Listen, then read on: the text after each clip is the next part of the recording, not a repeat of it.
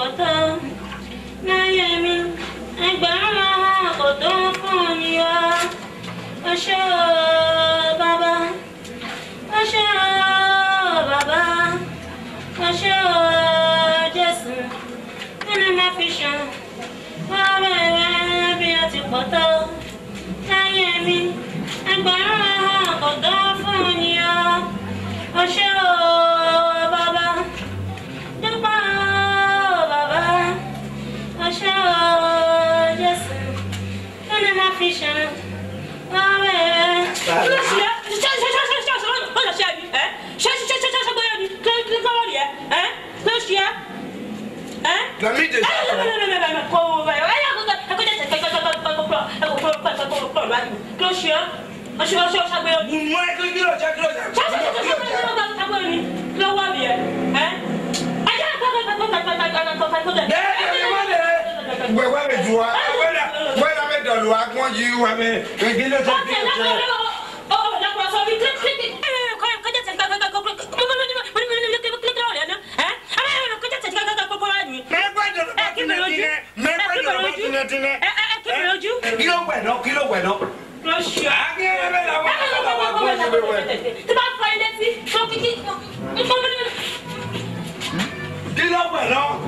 Kilo bueno.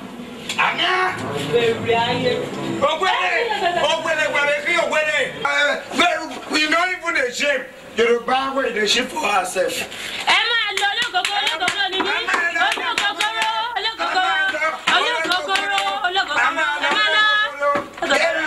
Now where you put the ship? I'll go be Nico man.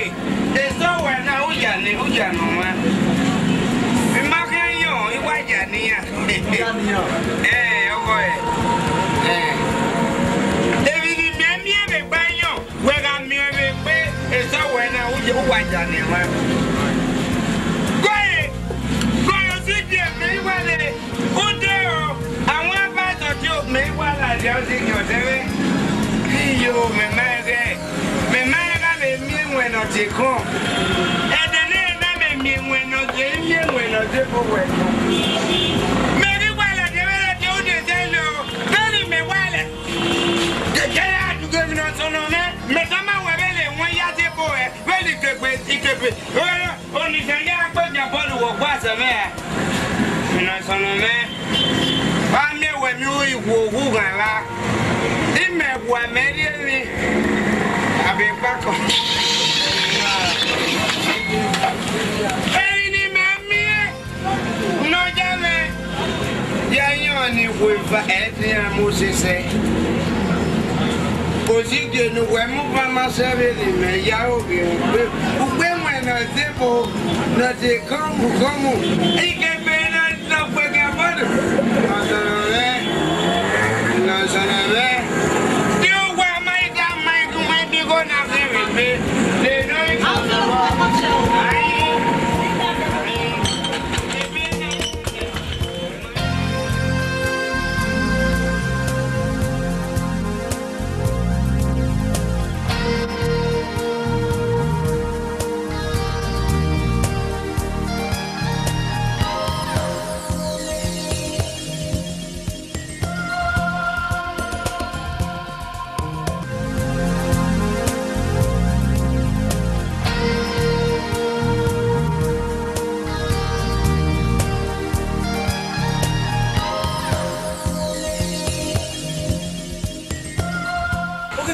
When you send and I do know what be. Hey, Motier. Why, Tio, a woman or where I get we battle.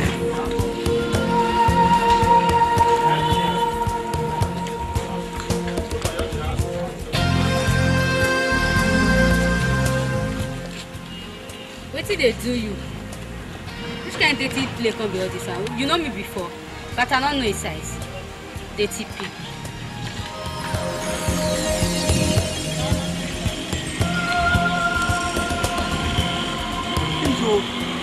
Would you know waka? Orio.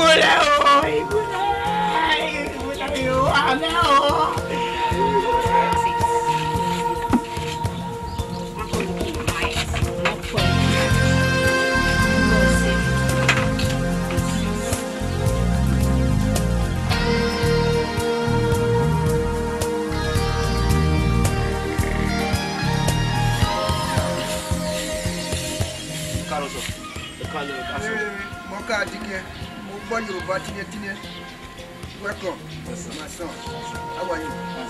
Welcome. Are you Papa? Are you Papa with you? What if you are when are you? What if I said, just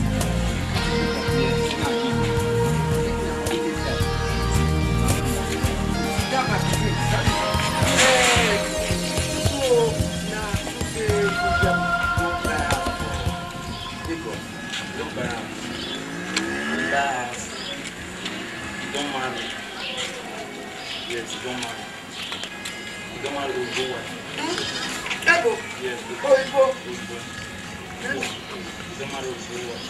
And everything is true. Nice and big. You can't do marry Oyibo.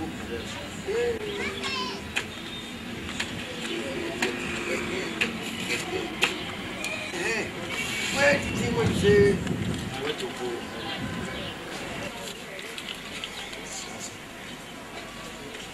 This one. Yes, sir. What is it? Make I take this one. Now the number of the house. The address. Address. I go take nowhere it for address. Today inside this paper. But I never go Lagos. Any motor will carry you. If you drop, any motor will carry. If you drop, say you drop on the any motor will carry you or Okada. If you carry you go the house. With the money where you put me, I take my motor. But if you use your own, if you reach there, you will live okay. Okay. I want to go. You do where my picking. God go bless you. Amen. I go try and make you see how I go take it up.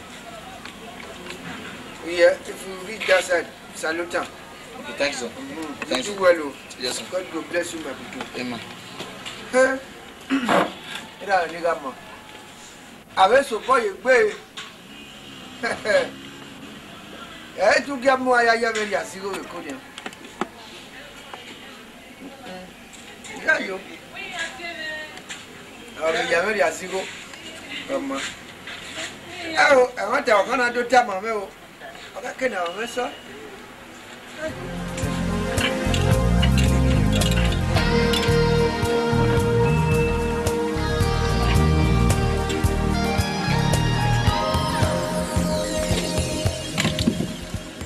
What would I do? What do I? What would I do?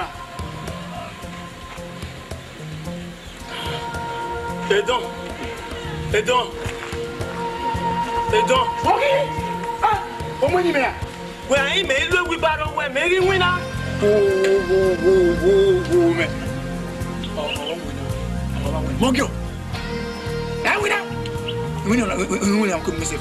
I can't even know about money. And me won't make go where man is going to let me. I got a minister of commission.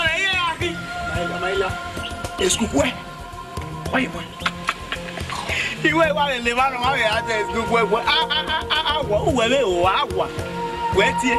Where they were not commissioner, Commissioner, the governor, meow.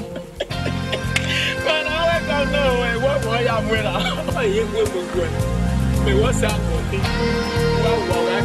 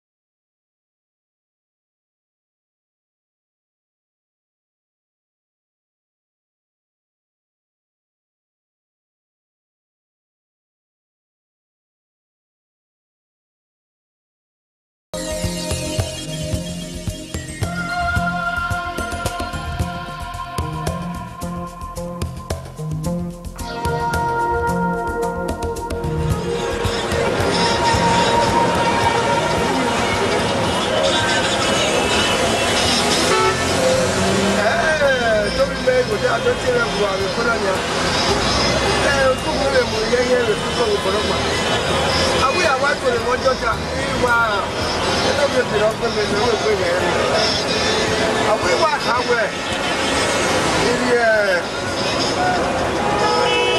esafi ya ke wa pa ko jakade ke wa pa e mu ra le ko je iwe ni wo lo da o lo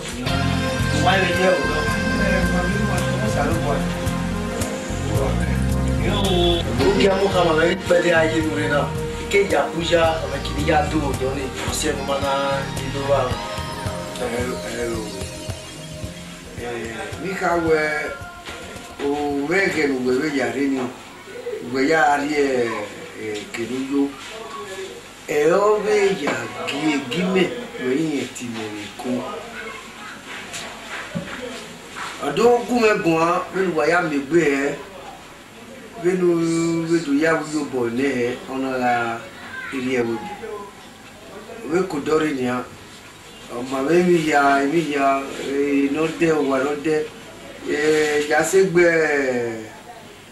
eze no de lo mi ya la la vie ni ke we bogi to ma mi ya na we iga wa si egbe no da ka ma me we opian ipe wo arere na we awa isi egbe ni mi ole ni po won ai ki le we tolo pa die edo we se kaka bo pon uge mo mu yo to wa ni me jina to se gbo wa na jina wi onya wana o wana ni me hete mo gbedo me ade me do ku gbegun o ko no le me ka we bore igo uge mo ku e no po geva obe ku e egbe we me o toro mi ede le ya e o ma do to do ma do to e want to tana in me mi egbe uge mo e le le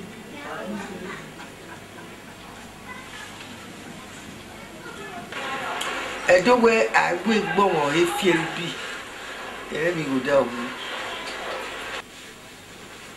egbe kiri go da o no do na iye do wa me igo re ya ni ye gbo bo ka kun ije na yo gbe ogbe mo de ya fe pa mi te ma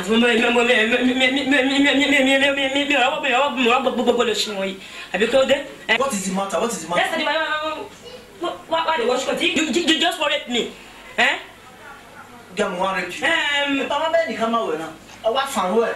Ona le ba. Wa fan. Awe mi oni ha, awe so ni ha. No wo beta. Oye Godao obi meno we como ye kia me nekwe yo tuwe we no bori ga ye aye yimia wa ye ya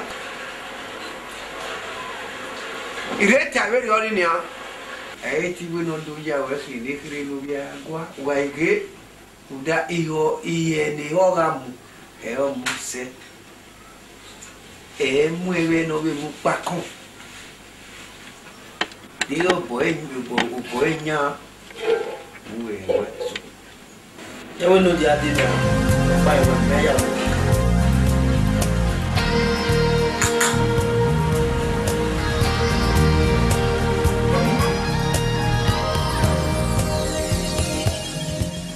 Hey, sweetheart.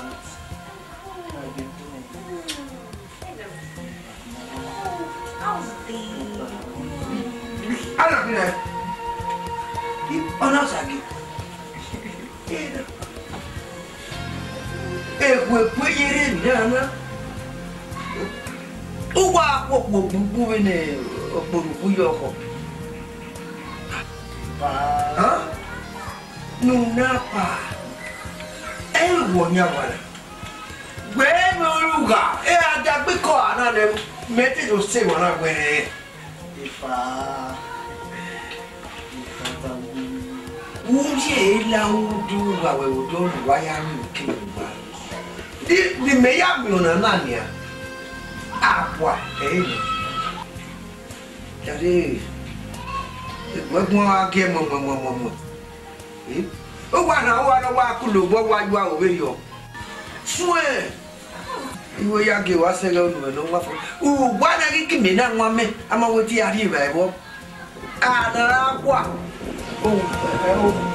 Jare ba. Akwa.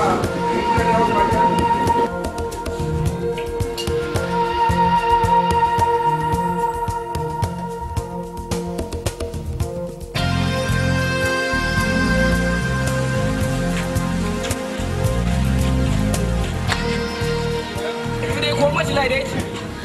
I don't call them for my okay. My God, they make so much for the I don't need so much like that. How about it? Surprise for this you are gather. How about you guys? I got so much gold.